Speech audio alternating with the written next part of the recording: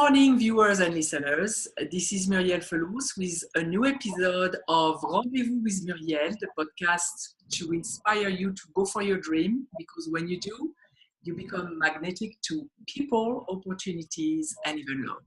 If you don't know who I am a relationship coach and the founder of Date Like a French Woman. Today, I have the pleasure of interviewing Galit Rozen. And Galit is a successful entrepreneur, business mentor, speaker, and philanthropist dedicated to empowering women who are looking to make the leap from employee to entrepreneur, or just to take their business to the next level. Good morning, Galit. How are you today? Good morning, Murielle. Thank you for having me. I'm happy to have you. So what I love doing usually is to ask my guests to tell their story, because I know you're living your dream, you're building the business that is part of your dream. And I would love if you could take us back on your journey, where it started and why you decided to go for it. Absolutely. So the business that I have today is actually the second part of my journey.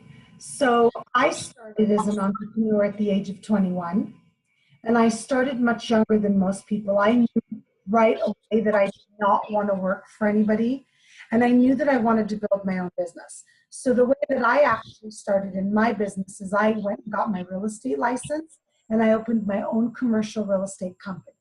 So after 20 years of having a successful business, which I still own and operate, as well as having the opportunity to start multiple businesses that had nothing to do with commercial real estate just because they came my way, I found myself doing a lot of business consulting.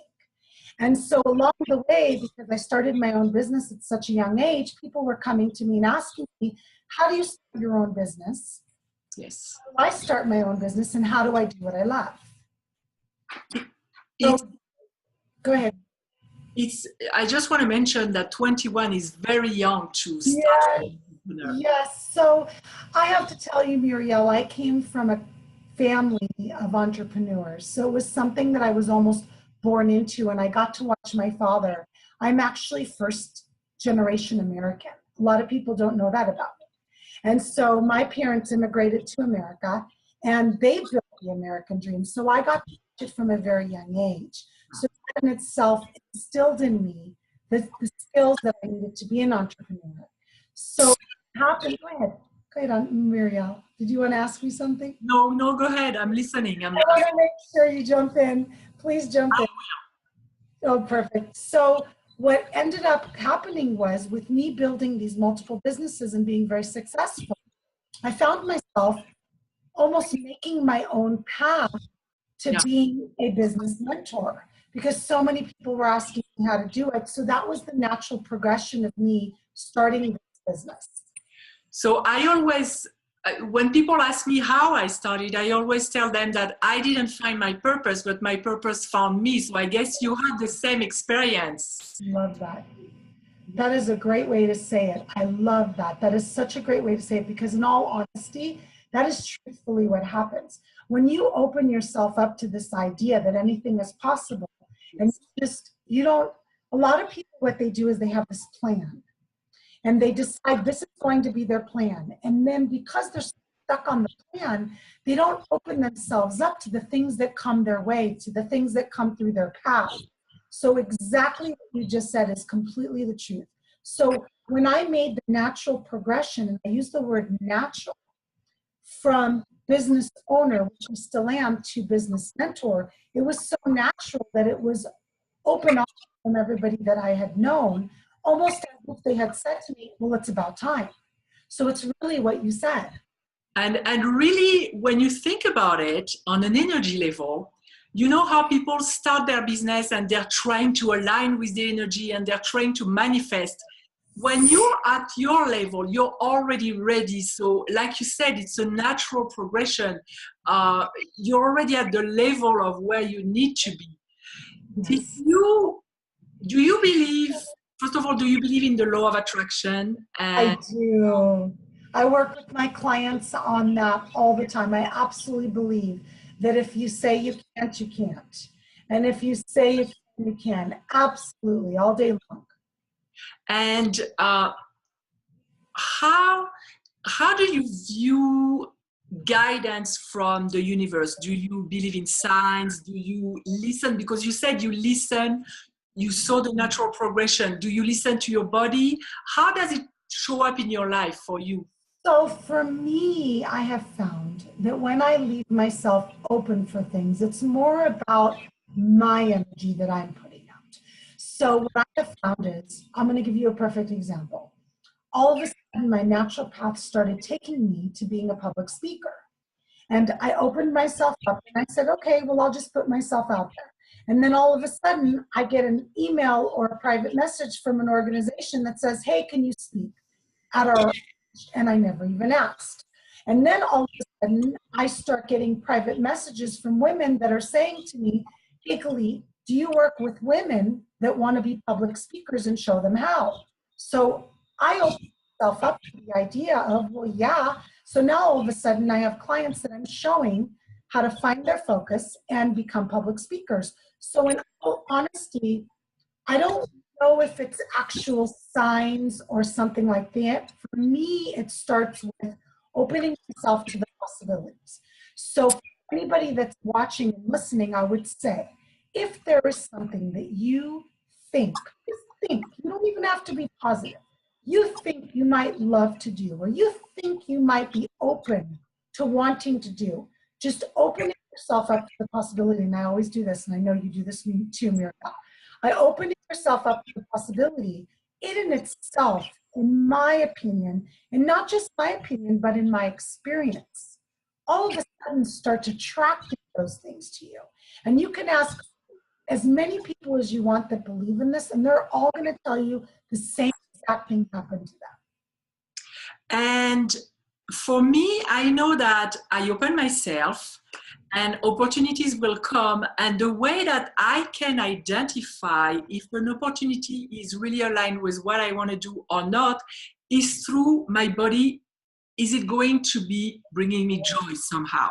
Absolutely. What, do you follow an emotion or do you follow a thought to guide you?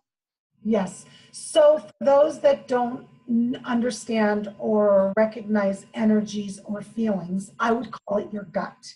So it's sometimes simpler because a lot of people that watch don't always know what that is. So I want you to recognize that, you know, if you're about to do something and it just doesn't feel good and you get this little feeling in your stomach. For me, I get it like right here below. So yeah, me too. Yeah. Yeah. So if that's something that happens to you and you say, oh, wait, it doesn't feel good that I'm going to get in the car right now and drive across town. And you don't really understand why, but you just know it doesn't and you listen. And then something happens and you recognize that that gut stopped you. It's really the same thing. So I always tell people to make sure that you're listening to what we call your gut or your intuition.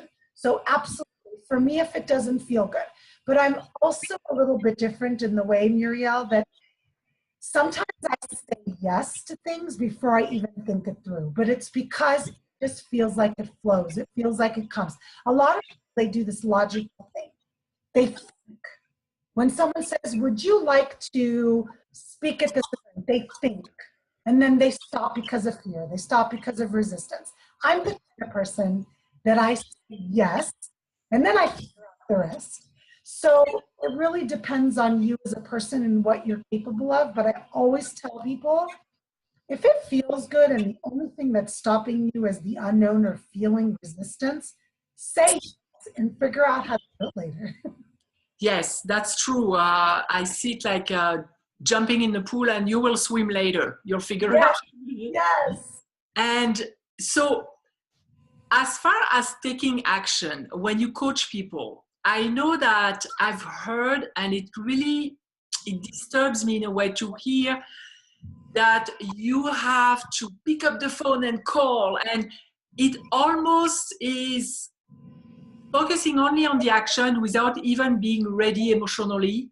And a lot of people are approaching their business like this, even in networking. they are after a goal without even thinking how it resonates in their body. What is the advice that you would give someone who needs to start taking action? The first step that they would need to do, like a practical step. So we always have the logical steps and then we have the emotional steps. And to be successful in business, in my opinion, you need to have a blend of both. So the logical step to take action would be first and foremost to make sure that whatever you're going to do in your business aligns with your purpose and what you are trying to accomplish. Because if it doesn't and it comes from a different place, yeah, it's not going to work and it's not going to be successful every day of the week. When you work from purpose and you work from passion, everything falls into place. And don't get me wrong, there's always obstacles. That's life. yes. But if you look at the obstacles as lessons, and instead you look at yourself, because a lot of people, what they do is they immediately go to this place of, oh my gosh, I'm failing and I'm not supposed to be doing this. And this is not, instead of stepping back and trying to recognize, what is this trying to show you? It doesn't mean you're not going to fail. And it doesn't mean you're going to succeed every single time. But instead, there's something there. So the first practical step in action would be, in my opinion, to check yourself. To check yourself and see, is what I'm going to be doing, is what I'm going to be talking about, does that align with what I truly believe in? And that really goes back to being genuine and authentic in everything that you do. Absolutely. Yeah, and we are really in times of authenticity right now. I know that the people who stay successful in our era now are the people who are true and authentic. All the rest is somehow falling. Because although we say yes to an opportunity and we're fired up about it, then there is that moment of, okay, it's concrete now. And there is, of course, we have uncomfort or fear. What do you have your secret weapons against fear, or how to transform it or even use it? Absolutely. One of the things that I love to work with my business clients on is turning their fear into determination. That's terrific. That is something, because what we don't realize is the place that fear comes from, which is also for a lot of people in their heart or below in their stomach, that feeling that gets you all worked up. And for some people, it turns into anxiety. For some people, it's shortness of breath. They get sweaty. They can't breathe. That's your body going into what I call fight or flight mode, because your body is there to protect you. Mm-hmm. So, for example, if you get in a car accident, your body needs to immediately go into that mode to get you out of that car and to protection. What we don't realize is that when we get into that place when we're going to make a big change, or something amazing is coming, or you said okay before you thought about it, is our body's going into a place where it wants to protect us. Yes. So what I do, Murielle, is I first and foremost talk to my body. And I know that sounds funny, but I say to myself, this is not dangerous. I promise you I will protect you. And you are going to be just fine. And that's the first thing I do, is I just kind of settle it. And then I feed into that feeling of fear, because I'm human. I get fear. I get in front of 70 people, I say yes, and then I go, what the heck? What do you do? I can't breathe. And I'm like, oh my gosh. So then I turn around and I say to myself, okay, as much as right now you are feeling fearful, why is it? I ask myself my questions, okay? I like to talk to myself in private. And I tell myself, what is it you're fearing? And of course, it's common. Am I going to do a good job? What are people going to think? Are they going to be interested? Et cetera, et cetera, et cetera. Then I say, let's turn that into determination. And what that does is it pushes me to practice. It pushes me to prepare. It pushes me to work on the topic, on the information, because preparation is always good, and preparation actually calms down the fear. So my first logical step would be focus on turning your fear into determination, and then go ahead and prepare yourself as much as you need to be as ready as you can for what you're going to be doing. Absolutely, because if there is one thing that we know for sure the fear is going to be there. And like you said, we go into fight or flight mode, and then our frontal cortex, the blood is going to the extremities, and we're not as resourceful as usual. So if we're not prepared, that's going to be really a disaster. If we're prepared, we still have some potential there. We're not completely without any resource.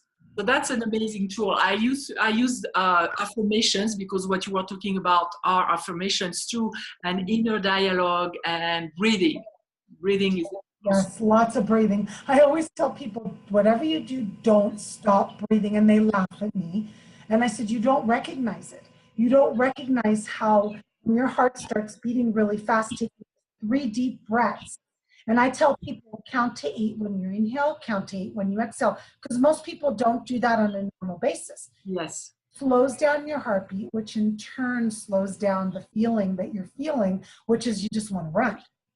Yes. And so people come to you when they're stuck, or when is the typical time in their journey that they come to see you and say, I need help? It just depends on the woman. I have clients that are 27, I have clients that are 62. So even though we all have an ideal target market, it really depends on the woman herself. I only work with women, that's by choice, just because that's what I decided. I worked with men for 20 years in my first career. Okay. I'm going to work with women for the next 20 or so years.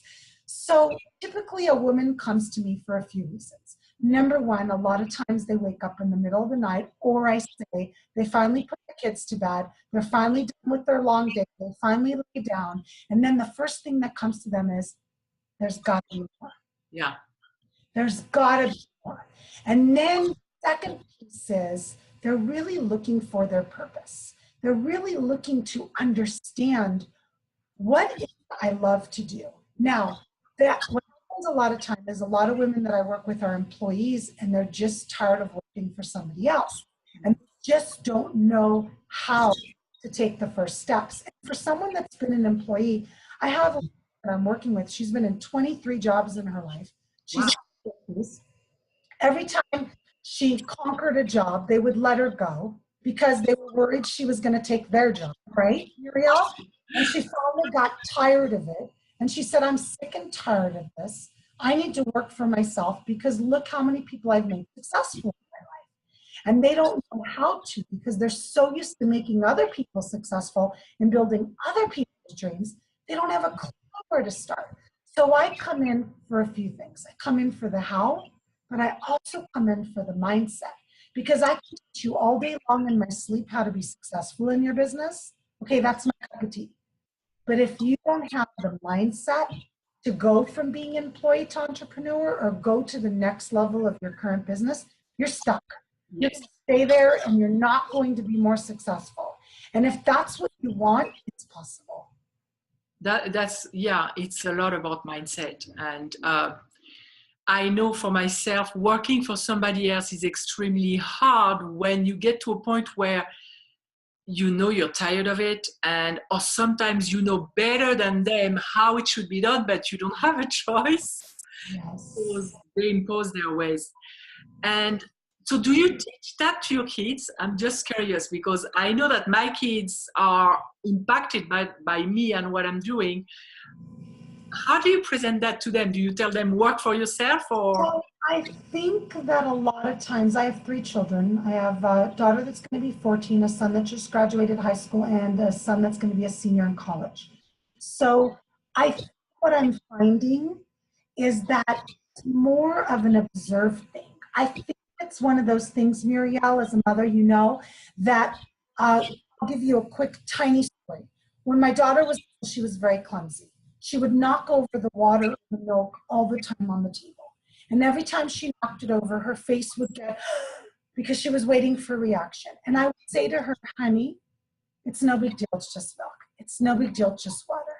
And one day we were at the movie theaters, and I put down the Coke, and the Coke spilled. And I was beside myself, because I spilled the Coke all over the floor. And my daughter said to me, Mommy, it's no big deal, it's just Coke. That's great. So that's the perfect situation. My son's going to be 21 years old, And he came to me, he's had an internship every summer from college.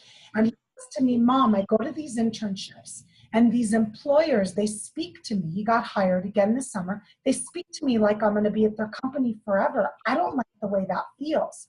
And I said to him, sweetheart, who told you you have to work for somebody when you get out of college? Because I don't ever think I have. And that's society, Murielle. Society teaches us to be employees. They don't teach us to be entrepreneurs. My son has been told, sweetie, you want to go work for someone? Be my guest. You want to start your own business? Really? Look at us. We're a family of entrepreneurs. If that's what you want to do, you just go ahead and do it. Yeah. So I think that they learn from observation. They do. They do, and it's very funny because, so your anecdote, I have one with my oldest where, of course, I taught my kids to work with their emotions and master their emotions and all that. And one day, I don't know, I was raising my voice on her and I was behind her and she was in the bathroom and she turned around and she looked at me and she said, so, I thought we were supposed to be masters of our emotions.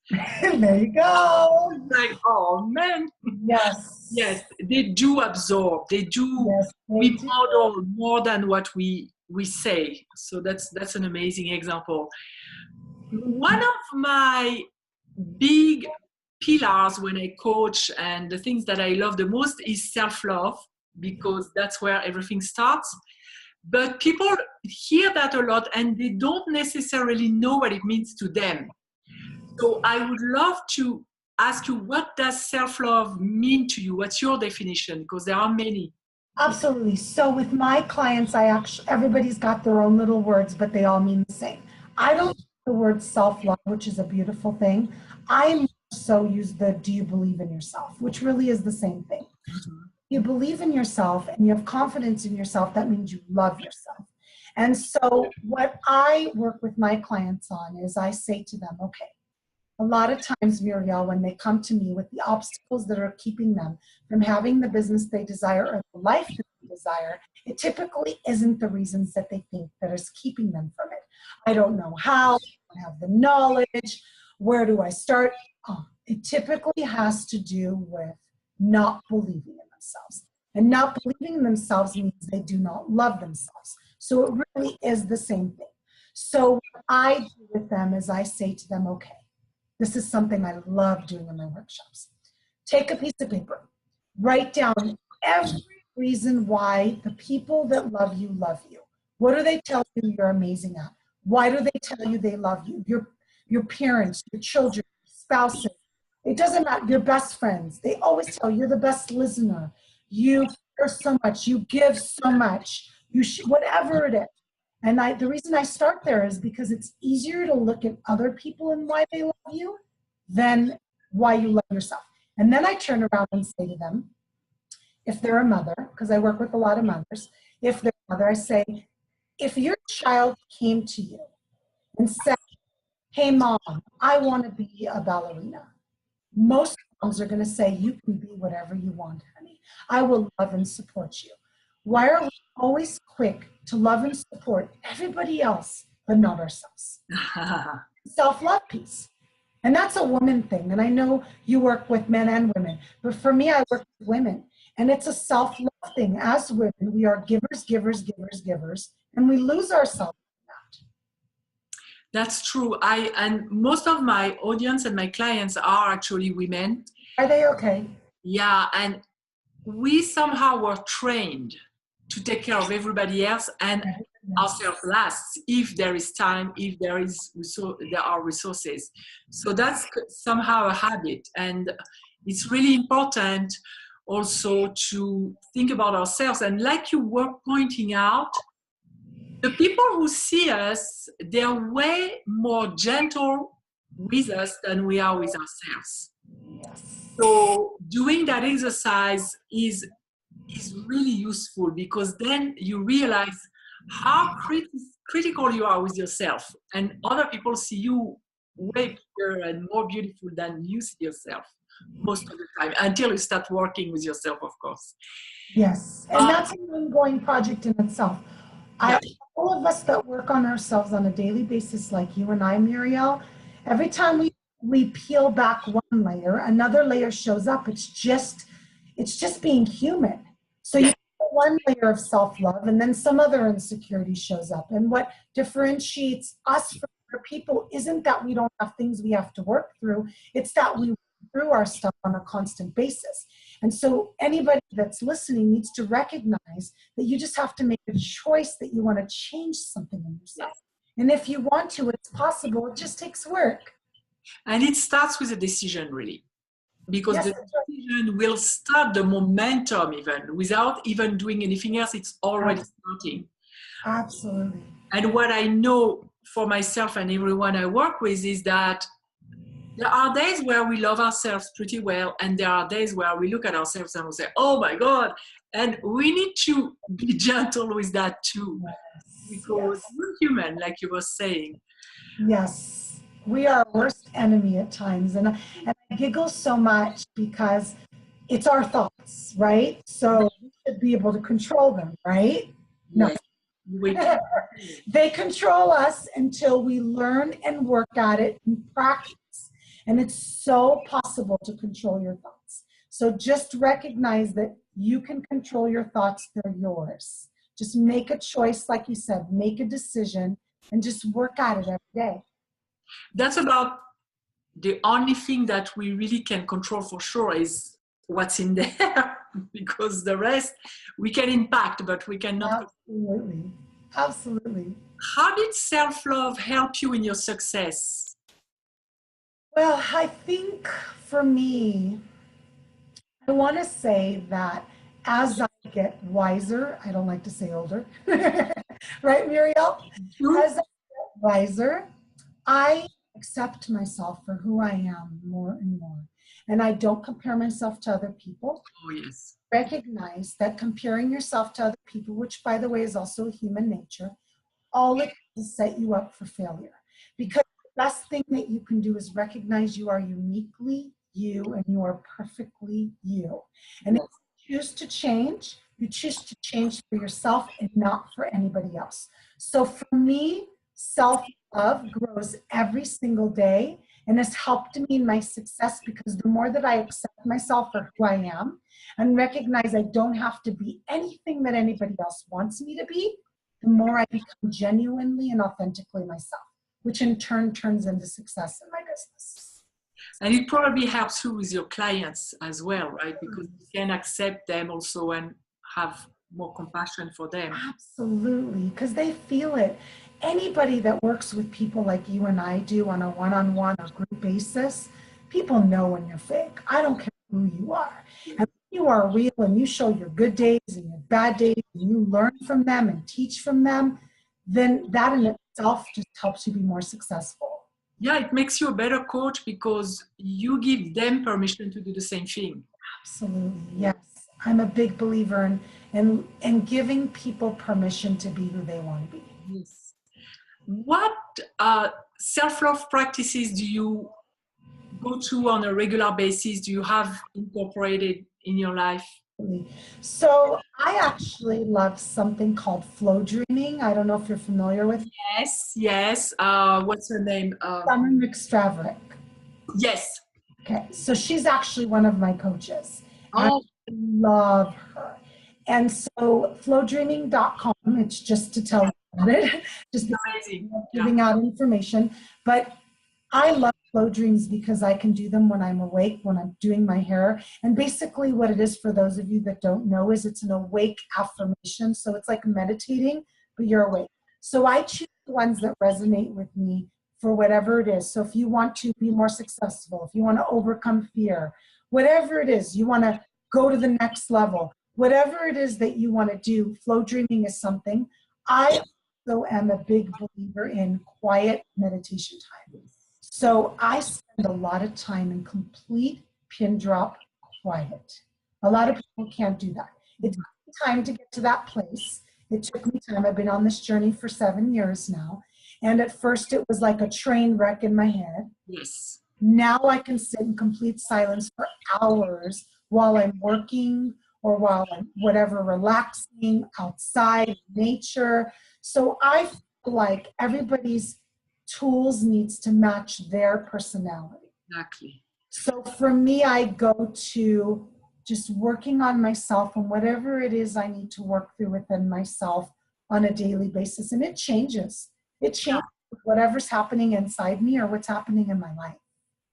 It even changes because I've been meditating for years too, and most of the time, no problem. But there are one of those days sometimes where I cannot do it. So I won't force myself. I will do stuff that are more in movement Yes. or flow dreaming, because it's still, meditation is a brain training, and flow dreaming is too, and it's changing the wiring of the brain. So that's why you can do it so easily after a few years, because your brain knows like that. Yes. Yes, and you want to be consistent. So Yes. it's really important. The most successful people start every day similar to the day before. The biggest mistake that a lot of people make that own their own businesses or just in general is they rush in their mornings. Yes.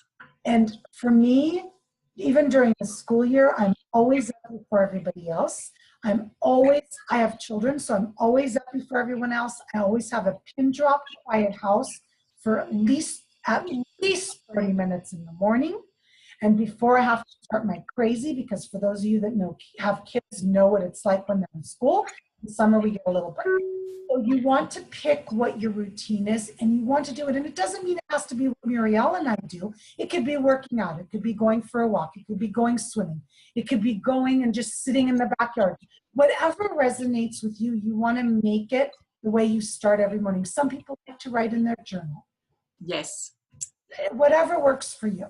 It's I would say an empowering practice. Whatever empowers you, you need to pick and do it consistently. Yes. So that meditation helps me in my business because it gives me ideas. And I know for me it's natural, but some people who will listen and are not really familiar with energy, the law of attraction and all that, there are meetings that would not have happened if I didn't meditate that morning. And I know that for sure. Yes, absolutely. The vibration for it. Absolutely. And it's just putting yourself in that place and believing and knowing and everything to follow with action. Don't get me wrong. You can't stay home and dream about that gorgeous guy that's going to come date you and wait for him to knock at your door, because more than likely that's not going to happen. No. You believe that that gorgeous guy is going to show up and you put yourself out there, which I call action. You've got to take the action steps. I don't just sit around all day and manifest people calling me to work with me. I also have to put out the action. Great, but it's a teamwork. Like it's a teamwork. It goes together. It's a co-creation.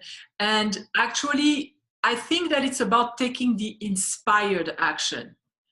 And when you have a practice that centers you, you feel the inspired action and you feel the urge to go to that place, that meeting, that networking, and that's where the meeting happens. Yes. That's crucial. Where do people can reach you or contact you if they want to know more about you or work with you? Absolutely. So my website is Galit, Galit, empowering, and the letter U.com. So GalitEmpoweringYou.com. I've got probably about 30 or 40 video blogs on there and lots of great free tools to be successful in your business. So please check it out. And you can also contact me through there, just as contact Galit. And we can go ahead and jump on a call and find out if there's a fit for us to work together so I can help you accomplish what you want. Perfect. And I'll put that in the description. I appreciate that. Thank you, Murielle. And so before we conclude, if there was one or two advices that you would love to leave people with, what would you tell them? I don't like to steal Nike's slogan, and I always give them credit, but one of my favorite things is just do it. Yes. Honesty, just do it. We spend so much of our life making excuses. And then one day we wake up and we're 80 years old and we look back on our life and we think with regret. And it's too late. I'm sorry, it's too late. So my piece of advice to you is just do it. And my second piece of advice is this. Imagine yourself being 80 years old and looking back on your life. Will you look at it with regret, or will you look at it and say, I accomplished everything? I lost you for a moment here. That's okay. And let me say that again. Will you look back on your life with regret, or will you look back and think, I accomplished everything that I wanted? Yes. If you think today, oh my God, I'm going to look back on regret, start today. Never too late. Start today. And actually, that's one of the exercises that I do for myself. And that's one of the things that scares me the most, is to be at the end of my life and say, why didn't I? So yes. if there is one fear worth having, it's this one, because it's going to serve you. That's one that's going to drive you. Yes. I'm the same way, Murielle. I have the same personality characteristic. And when I get on the phone with my clients, I can see their visions for them from their words. They share what they want. They share what they dream of. And then I almost see like this brick wall between them and what they want. And what they don't realize is they've put up the brick wall. And then they don't realize that all they need is a sledgehammer and they can break through it. Because brick walls, you can break. So you're the sledgehammer provider. I give them the sledgehammer, and I give them the piece by piece that they can break down that wall and get to the other side. I want to thank you, Galit, for being here with us today. I'm sure a lot of people will benefit from our conversation, and don't hesitate to contact her. She can help you. She can give you the sledgehammer, guys. Yes. So thank you very much. Thank you, Murielle. For our listeners, we'll be here in 2 weeks. So have fun and build your dreams.